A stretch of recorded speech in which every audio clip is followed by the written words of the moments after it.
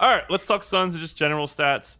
Seventh in defense, fourth in they're giving up a lot of offensive rebounds too, and they're 16th in offense, and they're not getting any offensive rebounds, so they're kind of losing the glass battle. And their starters haven't even been that good. Their starters are minus 5.9 in net rating, and this is why I was so high on them. They've been their depth. Ryan Dunn did roll his ankle, left ankle sprain, probably gonna miss a little bit of time, but their depth's really stepped up. And then the other thing that really sticks out to the Suns, what did we bury them for last year more than anything? Closing games. They are 6-0 in the clutch. They are 76 true shooting in the clutch, 51.4 net rating in the clutch. This is obviously a small sample, but they've gone 6 clutch games and they've won them all. Something that they would never happen. They've blown leads. They've held it on. This complete reversal of having depth and being able to close games. So what have you been seeing from this hot Sun start? We'll definitely talk about Kevin Durant. That's probably number one. Yeah, I mean, I think there's a couple things that go into this. First and foremost, the closing games I think is really important. I think it's unfortunately not super predictive, right? It wasn't super predictive last year in the sense that they were really bad in close games, and then this year all of a sudden they're really good in close games. So when you look at like a lot of the dominant teams in the NBA right now, Cleveland, they're 9-0. Their point differential is 12.6. Boston, 7-2. Their different point differential is 11.7. Golden State, 7-1. Their point differential is 15.8. Oklahoma City, 7-1. Their differential is 15. The Suns plus 3.6. Their point differential is like sixth or seventh in the conference right now. And so they're really living on being able to close out teams kind of late in games. They still have these runs that happen against them in games that are really, really frustrating. And that's kind of what happened last year. The difference this year so far, and maybe you can attribute this to Mike Budenholzer, maybe you can attribute this to Tyus Jones and having like a true point guard to help steady the ship and calm things down. But they have been able to turn the tide on those big runs and then recoup and like finish out games. Last year, those runs just got away from them in a big way. Mm-hmm. And so whether you want to attribute that to coaching, point guard changes, or just the random variance of these games that we're watching, I don't know. But that's the big difference in the season right now. I'll point out just oftentimes when we do these early season pods and we're really optimistic on some teams and really pessimistic on others, you always look at the schedule, and the schedule is always usually on the teams we're optimistic on a little bit friendlier. They played 5 of their 8 games at home. So far, they've played the Lakers twice, they've played the Clippers twice, and then they've played Portland, a weakened Philadelphia team, the first game that Paul George was able to come back, and then Miami.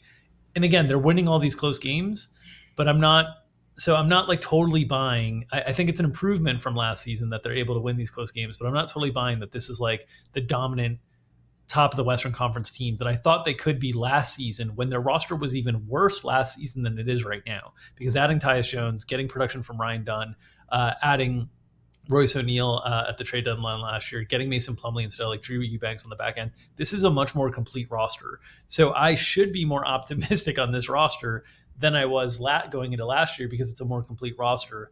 I'm optimistic that they're winning and closing out games in a different way than they did before, but I'm still not kind of, this is an elite team, because they're really not blowing the doors off of teams that some of them they should be. They were in that Portland game, and then they had a terrible fourth quarter and let Portland back into it. So I'm optimistic on the Suns. I think they're, when we talked last podcast, I think we were talking about the teams that were very confident are not in the play-in in the West, meaning that they're better, that they're in the top 6, like very confidently. And I had the Suns in that list.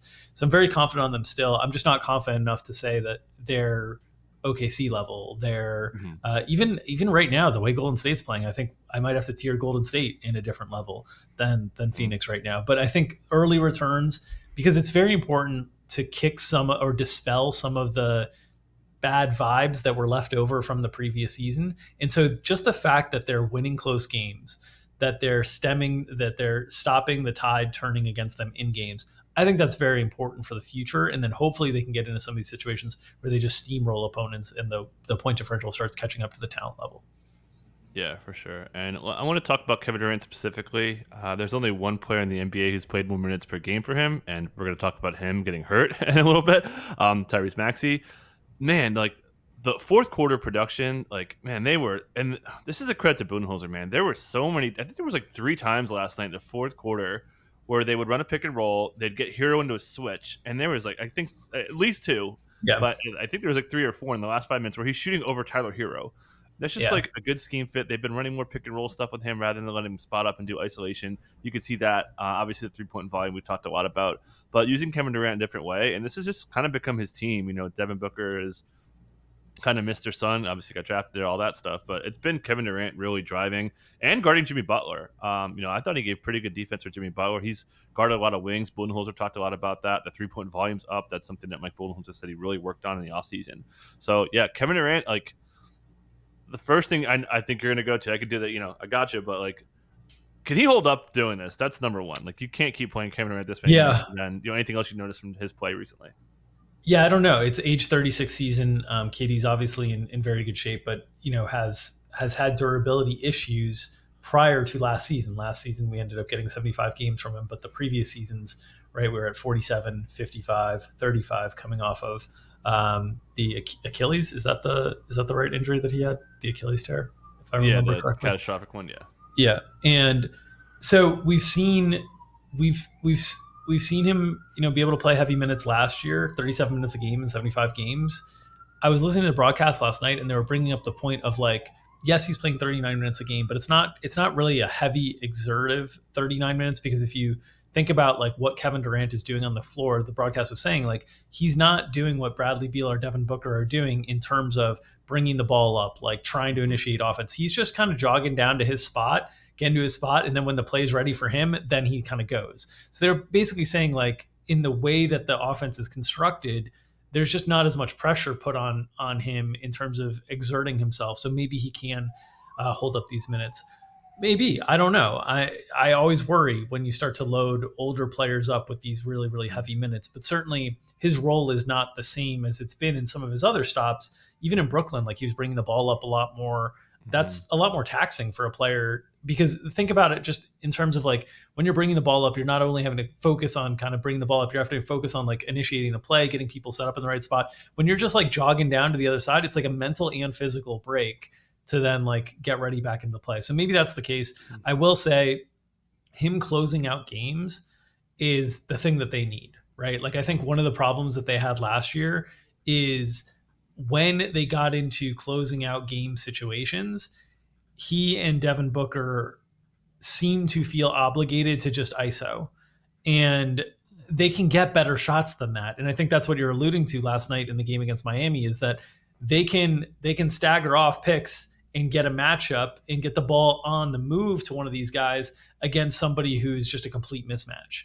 And just that, like, small organization difference in terms of, like, making the defense react to you instead of sitting there and letting the defense kind of pressure you, I think is what's helping their effectiveness late in games. And obviously, like, Kevin Durant is just an impossible cover. I mean, how do you have anybody who has the length to contest anything other than Wembanyama? That's the only guy that can contest Kevin Durant jump shots. So I think their organization is better in terms of the sets that they're running. I think that's contributing to more effectiveness in the late game situations. And in terms of Kevin Durant holding up, I'm hopeful, but 39 minutes a game is a lot. I don't know if we can do 39 minutes a game. And they have the depth to be able to insulate themselves. But this is also why point differential matters. Because if you're blowing teams out, you can get Kevin Durant a couple of nights at 32, 33. And so I think we need to see them start blowing some teams out to help. Like, it's all cyclical. It all ties into one another. Yeah. Just looked up 106 jump shots on the season. Guess how many times he's been blocked? Oh, I would assume zero. Zero, yeah. Zero. Yeah. How do you block a Kevin Durant jumper unless you're Victor Wembanyama? I have no idea. Yeah. I used to always check this when he was first started coming up, and, like, you could actually see when it happened. It's like so many, like, behind him blocks. It's just, like, crazy. Yeah, it's got to be from behind. Exactly. Yeah, like a strip. Yeah. Yep. And then other point, leading the NBA in clutch points, 29 on 10 of 11 from 2, 0 of 4 from 3, and then perfect from the line, 9 and 9, just insane. Tied with Jokic, padded those clutch stats last night. A nice win for them. Yeah. Got to talk about Nurk. Played his best game. He's played his best 2 games, I'd say, the last 2 games. He played so well early on that we saw when the game started, Spoelstra flipped the matchups bet. He put Jovic on Nurk and then Bam on Kevin Durant. Yeah. Did not go well. Jovic plays 5 minutes, dusted off, and they go to Haywood Highsmith, flip back, put Bam on Nurk. And Nurk played an awesome game, 2 in a row now, 20 and 18 last night, 3 for 3 from three. That was crazy. He hit a huge one when they were to kind of bring him back. I think they gave him the lead in the fourth. That was a huge shot there. A guy that was buried. I mean, we were projecting him for 21 minutes at one point, and now it's coming up. Yeah, where's your confidence level in Nurk? A guy that I was ready to bury here, but he's played really well the last two games.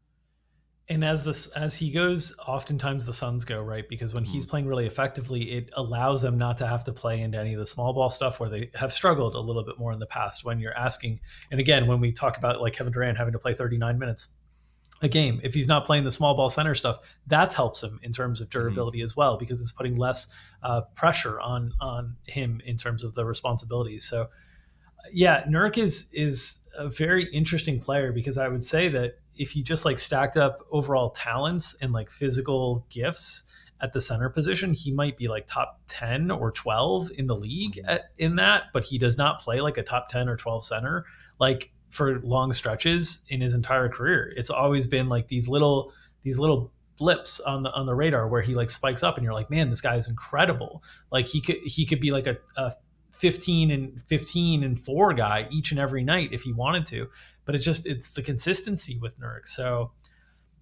he's been great. We're in year like 11 of his career. We've seen so many spikes of him being great for short periods of time, and when he is, the Suns are very, very tough to beat. I mean, he's so big. He just makes like Bam Adebayo look so small on the court when Bam's trying to guard him.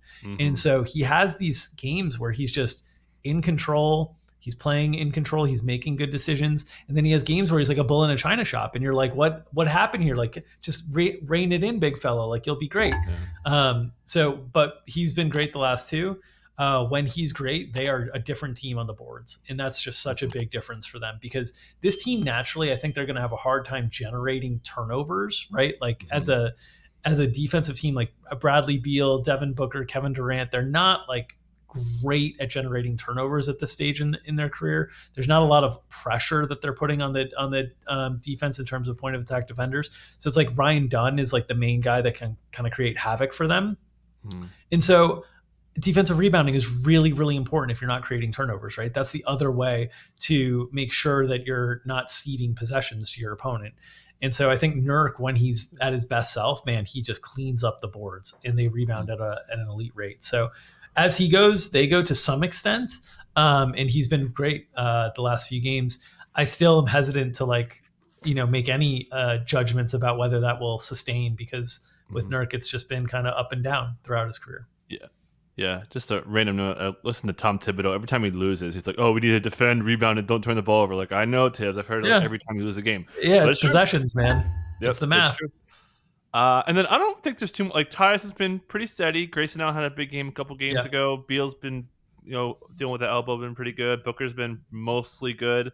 Pretty good defense. Like, their on-ball defense has been pretty good. I don't know which I guess brings me to my last point here. How much is this is just coaching? Like, we're seeing what the Bucks are doing right now. They're playing horribly, and the Suns are 7-1 again, winning close games. How much of winning close games? Yes, schedule, but it's not easy to be the worst fourth quarter team, like arguably a decent team in NBA history, to play that bad in the fourth, to now being 6-0 in the clutch. It's been really impressive. So how much credit do we give to Bud and Bud Ball? I think a lot. And I think Budenholzer has always been a really good coach. Wherever he's gone, they've gotten better, and they've gotten themselves to another level. Right, with Atlanta, he took those Atlanta teams to another level of like top of the Eastern Conference type teams. They weren't championship level teams. I don't think they had championship level rosters, but he elevated them to that next level. In a lot of ways, it's very Tom Thibodeau-esque, right? In the sense that he is the coach that you bring in to raise the team to the next level, but there's question marks about will he always be able to get you to the championship level, right? And I don't think that's entirely either of those coaches' faults. I think in some cases it's just roster, in some cases it's just timing. And Budenholzer found the right timing with a Bucks team that he was able to kind of get over the hump. But I think one of the things that if you just zoom out on the Bucks over the last 10 years, I think the criticism on the Bucks over the last 10 years, right, has been how do we trust them in late game situations because of Giannis's limitations at the foul line specifically, right? And same types of conversations happened with, Shaq back in the days. And now it was like, oh, we need to go out and get Dame to kind of shore that up. you look at now and you're like, oh, they were pretty good at like taking care of business and like blowing out teams and not having to get into those spots enough when they had Budenholzer as the coach. And then they were good enough when they had Budenholzer as the coach in those spots. And now he comes to Phoenix, and the team that was really bad at those things is like really good and cleaned up at those things now. And you're like, I wonder if this guy is somewhat responsible for these things. And I think that's a logical conclusion to draw, is that Mike Budenholzer is a really good coach who, kind of helps you on the fringes of shoring things up and elevating a team to the next level. And for the Phoenix Suns, I think that next level is, deep in the Western Conference playoffs, right? That's like, they were a first round exit last year in an embarrassing fashion to Minnesota. And I think all of us think they have the talent level to be a first, second round team in the stacked Western Conference. Can he level them up to Western Conference finals type team? And I think we'll see over the course of the season. This is also very early in the season. So while I'm saying like the point differential is not that great and all these different things, it's very early in the season. That these are good problems to have when you're winning and when you're winning close games. Yeah, I just looked up clutch free throw shooting, 32 of 34. That'll work. In 27 minutes. And their team's going to be great at that, right? Like, for sure. Durant, Beal, Booker, even Tyus is good for like. There's most of the guys you're going to get the ball in the hands of are going to be great at knocking down free throws late. So if they're able to play from ahead, it's and they're doing the right things like in terms of protecting the ball. They're going to be very hard to play catch up on, because like you're every time down, you're going to be trying to trade 3 for 2 at best case scenario, because they're just going to make those free throws. Yeah, for sure. And we talked Warriors last week, so we're not going to talk much, but this is kind of a good opportunity, I think, to kind of mix them in together, because I do just want to hit them really quick. Because I was buying pretty big, and I feel pretty good about that take. You were a little bit more on the fence than I was. Has that changed for you at all? And like you said, how do you kind of, obviously OKC has their own tier despite losing last night. Yeah, tough loss. But yeah, how do you rank this the top end of the West after OKC? Yeah, well, so my hesitation was built on like, hey, schedule again. Like they had played a bunch of home games. They had played like New Orleans and Portland and Utah, and it's like, okay, yeah, those are teams that they're supposed to take care of. They're taking care of business. That's great. They go into Houston. I know that game ends up getting into overtime. They were dominant in that first 2.5 quarters of that game in Houston. I think Houston's a pretty good team, and they were dominant without Steph Curry. And that was the game where I was like, oh, I think I see what's happening in a different light now, in the sense that they are defending at such a high level that it's not necessarily just the opponents that they were playing early. It's that their defense is wreaking havoc on people because they are really, really locked in. And then they go into Boston last night, right? And obviously Boston's playing without Jaylen Brown, without Kristaps Porzingis. This isn't a referendum on where the Boston Celtics are going to be come April, May, June. But this was a game that Steph Curry is back, and when Steph Curry's on the floor, he plays at an MVP level, kind of wherever he is. Buddy Hield is playing at like a souped-up version of Klay Thompson at this point. It's really ridiculous, the shooting that Buddy Hield's provided them. But most importantly, they are so locked in defensively. I mean, Dre is still at the very top of the game defensively in this league in terms of his mind and his positioning and his footwork. Wiggins has been exceptional defensively early in the season. He's really locked in again. They're able to use Gary Payton on the floor and to wreak havoc defensively, and then game plan stuff. They're just so sharp with how they're attacking teams and making teams play to their lack of comfort. I think that was the thing that was so fun about watching Golden State and Boston last night, is both of those teams were so locked in on making the other team play uncomfortable, right? So like if you watched how Boston was defending Golden State, right? They were basically face guarding Steph and Buddy Hield and trying to say like, we're going to try to keep you guys inside the arc as much as possible. And then Kyle Anderson just starts hitting pull-up jumper threes, and Boston's got to be like, well, if we're going to get knocked out by Kyle Anderson hitting a bunch of threes, like that's just not our day. And on the flip side, Golden State is basically like hedging and bringing out kind of aggressive traps towards Jason Tatum and trying to make Jason Tatum into a passer and trying to say like, Derek White, if you're going to hit the 24-foot 3-pointers over and over again, like that's what we got to live with. We got to live with something out here, or we got to live with Drew Holiday getting into the paint and trying to make plays to Nemes Keita. Like these are the things we're going to live with, but we're not going to live with Jason Tatum getting in his comfort zone. And like that attention to detail that happens in the regular season is just uncommon. Not a lot of teams play with that level of defensive attention detail. You don't see it until the playoffs for many teams. So that's for me with Golden State right now, where it's like, man, they are so locked in defensively And obviously, like Buddy Hield has just been such a perfect fit in terms of the way that they run their motion offense that now you've got two guys to anchor within the offense with Steph and Buddy, and you've always got an anchor out there. How many times in the last couple of years have we seen Golden State when Steph is out not on the floor, it devolve into like Mm-hmm. weird pick and roll stuff with like Kaminga or pods, or it does the flow just stops, right? The flow is seamless now. They're playing the Mm-hmm. same way when at all 48 minutes of the game. So yeah, I'm a big believer. I mean, I'm obviously still concerned that they're hanging on the thread of like Dre's health is very important and Steph's health is very important because they're both so integral and they're older Mm-hmm. players. But this team is so deep, and I think one of the things that we're seeing early in the season from the newer CBA is like if you have a ton of depth and where it's being exacerbated because of all the injuries early in the season, it really plays in a Mm-hmm. really, really big way. And like we've juxtaposed this with the Knicks, right? Who traded a bunch of depth for top end talent. And it's a little bit of a slog right now for the Knicks through the regular season. But these really deep teams, they are just like they are machines rolling through. Yeah. And Golden State absolutely is that. Yeah, two things to add to it. Kerr said after the game that they have this much depth that their guys should, quote, go all out because they could just not Yeah, have that many minutes. And then the thing I was impressed with offensively is just, I talk about this a lot, the guys who can just crush in transition and then not give it up the other end, 30-14 last night against Boston. One other player I got a shout out to, Looney. I mean, big on the he was board, great last really night. big He was great putbacks. last night. He Yeah, held the paint down. He looks great, man. Like the weight loss, he looks really, really good. So yeah, yeah, this team's just so deep overall. I'm definitely buying. If you had to pick, I don't know. I don't know, man. I think I might be buying the Warriors more than I'm buying the Suns. Honestly, like I just love how for the sure. team's playing right now. You're the same. For sure, in the context of like all the data would suggest that, right? The Mm-hmm. Warriors are actually like blowing teams out. Mm-hmm. Um, their schedule now has gotten tougher, right? Because these were 3 straight road wins. Mm-hmm.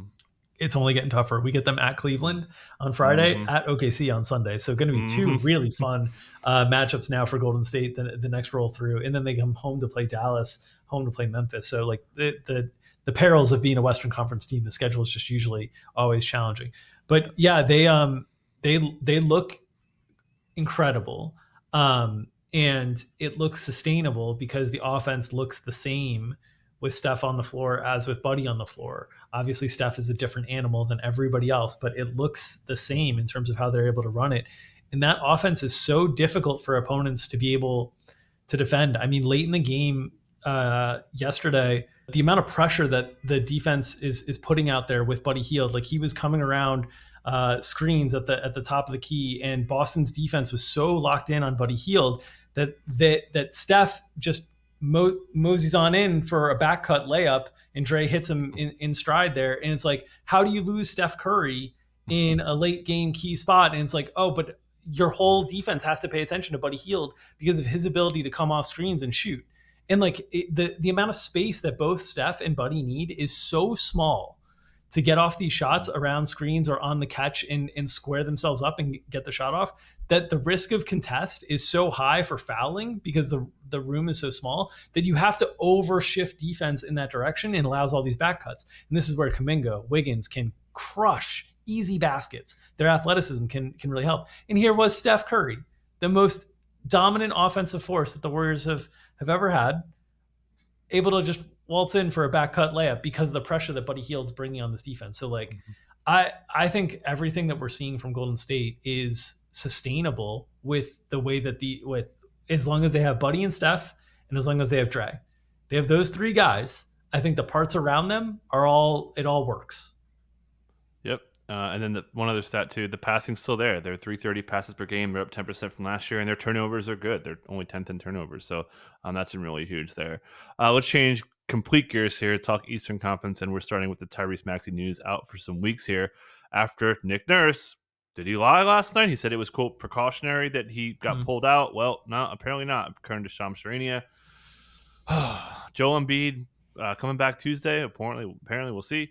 Paul George returns. We'll talk about all that. But, I mean, this is bad, man. You're playing this guy 40 minutes a night. He's the engine of your offense, which I maybe wasn't. Like last night, he was playing off the ball a lot, which, we took an under on it. That worked out great. But, how, like, the first question is, I guess they have to start Kyle Lowry now. what happens with like Ricky Council? Does Jerry McCain play more minutes now? This is a really really bad injury. So how in trouble, even with the beat coming back, is the Sixers team? I think you almost have to look at this team now. Like Maxi was the glue that held um, the team together in terms of like the versions of the way that they could play. So if they have Embiid, they have all this like spot up shooting kind of around them. That's how the roster was sort of built, right? Like you Mm-hmm. acquire Eric Gordon, you acquire Kyle Lowry. These are not players that are going to beat people off the dribble and like set up offense for themselves. They're players that need the other people to create offense for them.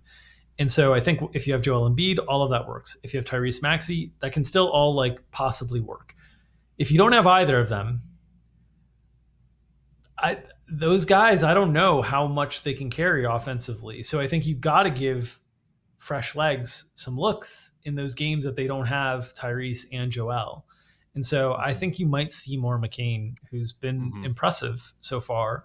But just because I think you might need some juice out there. Like the thing that we talked about when the Sixers were struggling early last season was they looked old and slow and they were getting killed in transition. And we were talking about how they need to make a lineup adjustment to get the Anthony Melton into the starting lineup more because they need to force turnovers and then cut back transition points against them. I mean, we're now a year older, and the solutions are like Kyle Lowry and Eric Gordon and Caleb Martin and Kelly Oubre. And Oubre can get out in transition a little bit, but it's not guys who can kind of get out and run, and it's guys who can't get run on. So you're losing this transition game in a big way. So I think they're going to need to infuse some youth into the rotation. I think you're going to see more McCain and see how much of a role he can grow. He's played fairly sparingly so far. When he's played, he's been effective, but it's been a lot of garbage time because they haven't played very well. But I think you're going to have to see more of him in the games that they have Embiid. I think they can play the Lowrys and the Gordons and just basically say like, give the ball to Embiid. Paul George can run the offense when Embiid's off the floor and have spot up shooters around him, and I think that works. But in the games that you only have Paul George, you no longer have Tyrese Maxey and Joel Embiid. When Paul George is off the floor, I don't know how you create offense with the roster that they have. So I think they're going to need to try to infuse some youth that can maybe create some shots by actually having people that can break people down off the dribble and get into the paint. Yeah, that second unit is just so small and like so slow. Like, I love Yabusele, but like Yeah, they ran that one lineup out there. It was like Maxi, Eric Gordon, Caleb, yeah, the two olds, Gordon, Lowry, Maxi, and Caleb. Like, and you have Yabusele under. Like, there's just no size there. Their rim protection was really bad. They got roasted. I think they were like whatever it was. It was just they got ran out the court. They just got no depth, man. They need some. They need more size. They need more shooting. And now you're taking away playmaking. They're just really, really short-handed. I don't even know if Embiid coming back could like. I mean, they're not going to be 1-8 or whatever they're going to be when Embiid gets there. But like, I don't know, man. I don't know if this is. My point is, I don't know if Embiid could like fix this thing. It's just so bad. Their depth's just not fitting together. Like your second unit having Eric Gordon and Kyle Lowry together makes no sense to me. But they have no option. I think they're going to start Lowry now. But anything else? Caleb's been like hit or miss. yeah. Anything Caleb also didn't look fully healthy last night too. Yep. He took some shots that were like short armed that he was like grabbing at his right elbow or shoulder at some point. So I'm not like, we know the Sixers injury reporting, right? Like it's been years of inconsistent injury reporting. They've now been fined by the league for not disclosing injury details correctly. Like we know that we just can't trust any of the injury information that they put out. So like, I'm worried about Caleb Martin too, because he was grabbing at his right arm last night after having some shots come up short. But yeah, I think Lowry's played surprisingly well. Actually, I think we should give credit to Kyle. I think he's played pretty well early in the season, but it's just a team that's very old and lacks athleticism. And the one guy that they had that had speed to be able to get some buckets in transition and stuff, they now no longer have for a few weeks. And that's going to really have an impact. Yeah, just no ball movement. It's just really, really ugly offense. Last point, yeah, their top three lineups, minus 16 net rating, minus 26 net rating, and minus 18 net rating. They just, all of them are just so bad. That's what happens when you play. You're 1-6. Which I'd also say that, you know, I think Nick Nurse is an above average NBA coach. But if you look at all of the Nick Nurse teams that we've seen over the years, offensively, there has not been much creativity Yep. to those offenses. And in some respects, I think they got a lot less out of their talent in Toronto because there was no creativity offensively. And you saw these situations where the skills that guys were developing, um, like OG Anunoby was trying to develop like closeout skills, post up skills, and different things. You'd see them like occasionally tried early in the season and then gone away from entirely. There'd be no diversity to the offense whatsoever. It'd be like Pascal or Scotty, ball in your hands, you go create. And it's just there's a lot of people standing around. That's what these Philadelphia offenses have been so far with Maxey. And I think with Embiid, you can do that because you can just throw the ball into the big fella and he's so efficient that like it doesn't matter. He's going to create open looks for everybody else. But when you don't have that kind of force, you need to be a little bit more creative with your offense in terms of creating shots for people. And there's no creativity in this offense. I think Nick Nurse defensively has been super creative over the years. I mean, box and one stuff, all sorts of different tactics that he's tried, and he's benefited from the skill sets that he's had at his disposal. But when they were most successful in Toronto, he was, dependent on an offense unto himself, and that's what he's been dependent on in Philadelphia as well. And I just don't. Yeah. I don't know that that's long-term successful in this league. Again, I think Nurse is an above-average coach. I don't think he's a bad coach, but I'm starting to wonder if there's not enough offensive creativity in the way that he coaches to really take a team to the ultimate championship level. Yeah, last in potential assists, last in points off assists. Their passing just not there. And defensively they're not great, but they don't have any size on the wings. And that was what they always had. They were able to do that stuff because they could kind of outlength you defensively. Yeah. So that really hurts there. So the Sixers are at the bottom, the Bucks are at the bottom. This has kind of flipped things around where we've got the Nets in 4th place right now. So kind of tying this together here. What's up with these teams that are like the Hawks are playing pretty well? The Hornets are playing okay. Yeah. The Magic are in trouble. There's like the teams we thought were up going to be 4, 5, 6 are like slipping. So what does this dynamic do with the Nets, who were telegraphing a tank, are playing really, really well?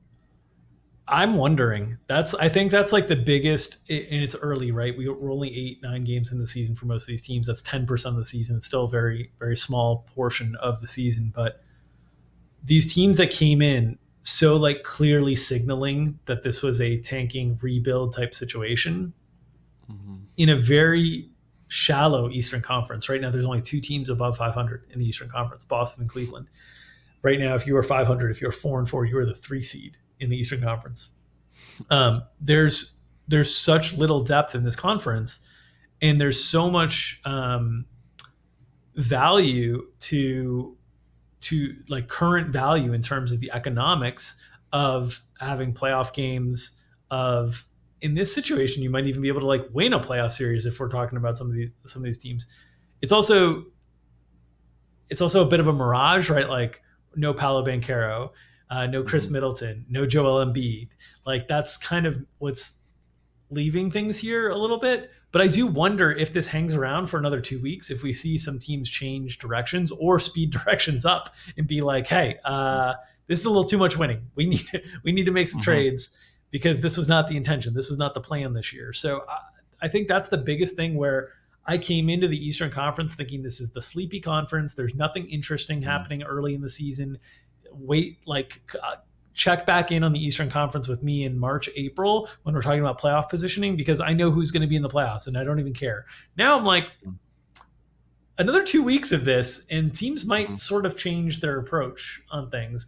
And we know the Hawks have every incentive to win games and develop players because they don't own their pick. But Charlotte, like they've been an ownership group that's been a little bit lacking in patience historically. And if they like can win at any cost, they'll try like quickly. Brooklyn, their team looks a lot better than we thought it would coming into the season, in part because we didn't think all these players would be there. So I'm very interested to see how this plays out. The Bulls, I mean, the Bulls aren't good, 3-5. We'll see if they can, they're on a back-to-back tonight, might end up 3-6 with a negative 6-point differential. They're in the 8th seed right now. Like it's just so bad. We know Miami's going to try. We know Atlanta's going to try. We know the Knicks are going to try. We know Orlando's going to try. But like Detroit, Charlotte, Brooklyn, all eyes on you right now because I wonder. And then ultimately, like the rumors started to bubble up last week about like, will Giannis request a trade and different things like that. If something like that happened and like we for sure took a team out of the mix in terms of Milwaukee, I wonder how that would impact some of these other teams' decisions. So like I'm much more intrigued with their Eastern Conference early in the season. Um, in a way that I didn't expect to. It's almost like searching for treasure on a landfill because it's a bunch of trashy teams. But I'm more interested in it than I thought I was going to be at this point in the season. Yeah, and so the net we've seen this before from the Nets, right? Like they were like gonna tank it, and all of a sudden they're like, oh, now they're the destination. Now they get Harden, KD, Yeah. and Kyrie, and it's different though. Like they were doing it with like, And oh, look at and Jared. they were the name murmured Yeah, with Giannis, right? Like that's the other part of this equation that was interesting is like the reporting was like, oh, Giannis is interested in Miami and New York, but the other team in New York. And it's like all of it is interesting to me in terms of, in a way that like I really didn't expect to be here. I thought like, okay, if Milwaukee is 4-3 at this point in the season, Philadelphia is 3-4, they're like trying to get through the early parts. Well, now Milwaukee's 1-6. Philadelphia's lost Tyrese Maxey for a bit, and you start to wonder, like, oh man. But I think we need like 2 more weeks of these types of struggles before we can actually start to like hypothesize. Right now, I'm just worrying. I'm not hypothesizing. yeah. But what I was gonna say was like that Nets team that they were like they had Karis LeVert, Jared Allen, a lot of like young pieces that were fun and growing. D'Angelo Russell like kind of got his career back on track there. This is a little different, right? You've got like Dennis Schroeder overperforming by a ton, Right. Dorian Finney-Smith playing really, really well. Ben Simmons playing well. These aren't like cornerstone young Right. pieces to build around, so it's a little bit different. But on the flip side, like Schroeder's really helped his trade value. DFS has Cam Johnson. Maybe that value has come back up. People actually Yeah. pay what they want now, so Yeah. it just makes sense to trade them. But and then to your point too, their schedule is not easy. They're at Boston, at Cleveland, at Pelicans, easy. New York, Boston again, New York. Like that's this. They might lose all these It's games. gonna go, yeah, it's probably gonna go Yeah. bad quickly. But it's also a situation where like if you're Brooklyn, and again we're getting a little bit ahead of ourselves here, but if you're Brooklyn and you're wanting to look like a potential destination for someone like Giannis, like if you were in Brooklyn's front office right now and you were told that Giannis is really interested in coming to Brooklyn, I think I'd be like, maybe I need to hold on to Dorian Finney-Smith and Cam Johnson just for a little bit, just to see how this situation plays out with Giannis before I move on from these guys. Because one, you're going to need salaries to like match up in any sort of trade, but two, those guys also might be the complementary pieces you want around Giannis and stuff. So I I think it's just the start is weird enough for Milwaukee that we might see some Eastern Conference teams that we're planning on moving holding just to be like, wait, like let's just let this settle out before we make any moves. Mm-hmm. And should shout out Cam Thomas, who's played pretty well. We like potential assist data. Jordy Fernandez had a banger. The Nets have won every game. Cam Thomas has 8+ potential assists, according to him. I haven't fact checked Oh, that. did he say that in a press conference? Yep, yep, That's yep. interesting. He's That was, he's had a really encouraging first 2 mhm. weeks of the season in terms of both his coaching style, but also some of the quotes that he's had in Yep. media. I think are like really psychologically interesting in a way that I enjoy seeing. Like that, I think that's a smart note to float out there for Cam Thomas, a Mhm. player that very skilled and very talented, but at times shot selection is a concern, right? Like that's a Yeah. great note to float out, like the positivity of like, hey, when you do this, we're great. We just want to Mhm. see you do this a little more. Yep. And also he's kind of like letting the guys go a little bit. Like there was a quote saying, Dennis, I'm not going to coach you. Just quote, take us home to Yeah, get the win. And he's been doing that really well. And then to your point about the quotes. So obviously he had the time in Denver. He had the time with the Kings. There's so many little like idioms that Mike Brown would say all the time, that Malone says all the time. You can just see how it's yeah, like those guys have impacted him yeah, to become the coach he is. Specifically, he calls like Cam Thomas's superpower scoring, yeah, and that was something that Mike yeah. Brown said all the Mike time. Brown. So Yeah, yeah, yeah. so yeah, really cool. He's gonna be good. Anything else bottom tier wise? I think we mostly could wrap this up. No, I just think on in general, like this Philadelphia Milwaukee situation, like we got to give it another 2 weeks before we start to evaluate. We're Mm-hmm. 10% of the way through the season. If it's still Mm-hmm. looking this bad at 20% of the way through the season, then like what happens. It's a big potential wild card in the NBA that nobody really expected to happen. And look, it's early in the season. Maybe everything will resolve and we'll get back to normal. But I think when you have these teams that have such high end MVP candidate superstars, right now Joel has not played, but those level of players struggling on teams that are this bad, it starts to open up a whole lot of questions around the future of these teams. And so I'm very interested to see where this goes in the next few weeks. Those are the two teams that I'm like, every night when I'm looking at the scoreboards, I'm like, oh, are they going to get another loss? Oh, okay. We're getting a little deeper into this. The thing is, though, that like you win 2 games and you're in third in the East because everybody's bad. Yep. So it might not matter ultimately. Yeah, Milwaukee better win tonight against Utah at home. That's all I'll say. All right, promo time to get us out of here. Yeah, as always, appreciate you guys listening on Spotify, iTunes, wherever you get your podcasts. If you are interested in the video version of these podcasts, please check out our YouTube channel, Established Run NBA on YouTube. You can find our daily injury report shows that go at 2 o'clock Eastern, Monday through Friday. You can also find video versions of these podcasts there and extra content that we provide, like our year in review on the betting on the prop side video that's up on that channel as well. So Established Run NBA on YouTube. Would love to have your checks and looks over there. And if you're interested in checking out any of the premium content on Established Run, you can go to establishedrun.com. /MBA-subscribe for more details on our premium product offerings, both on the prop side and on the in-season DFS side. We're really proud of the work that we're putting in there on the DFS side. Mike Gallagher's matchups columns, our live shows, the projections for every slate, DFS office hours with me, lots of different ways to improve yourself as a DFS player. And of course, on the prop side, we continue to churn out volume and results on the prop side that we're really proud of over there. If you're interested in the props package, please make sure to read the FAQ. There's a lot to understand of what you're getting into and the challenges and difficulties of getting these bets. When we are releasing them, it's important to know what you're getting into before purchasing. But yeah, we love having you guys all along on the free or the premium journey. Thank you for tuning in, and there's other ways to support us if you're listening. We appreciate all the ways that you guys support us. Yep, should be a fun week coming up. Appreciate you guys. Catch you guys next time.